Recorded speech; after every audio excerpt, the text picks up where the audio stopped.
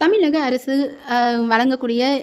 3000 உங்களுடைய வங்கி கணக்குல மாதந்தோறும் கிடைக்கிறதுக்கு என்னென்ன செய்யணும்ன்றது தான் நான் இந்த வீடியோவுல ஷேர் பண்ணியிருக்கேன். இந்த வீடியோ பயனுள்ளதாக இருந்துச்சுன்னா, உங்களுடைய ஃப்ரெண்ட்ஸுக்கும் ஷேர் பண்ணிடுங்க. அப்படியே முடிஞ்சா நம்ம சேனல்ல ஒரு சப்ஸ்கிரைபும் பண்ணிக்கோங்க.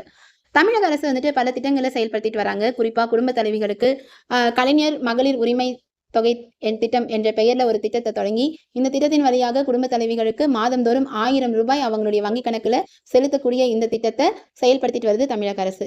இப்ப இதற்கான விண்ணப்பங்கள் வந்து இந்த வாரத்திலிருந்து வழங்கப்படும் அப்படின்னும் சொல்லியிருக்காங்க.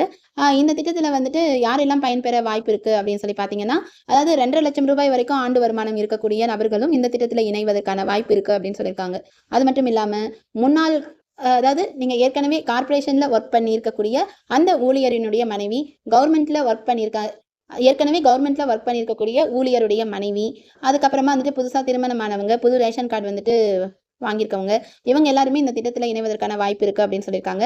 இந்த திட்டத்தில் இணைவதற்கு என்னென்ன சான்றிதழ்கள் தேவை அப்படின்னா, குடும்ப தலைவியினுடைய புகைப்படம், அப்புறம் ரேஷன் கார்டு, புதுசா திருமணமானவங்கன்னா மேரேஜ் சர்டிஃபிகேட் கட்டாயம் இணைக்கணும் அப்படின்னு சொல்லியிருக்காங்க.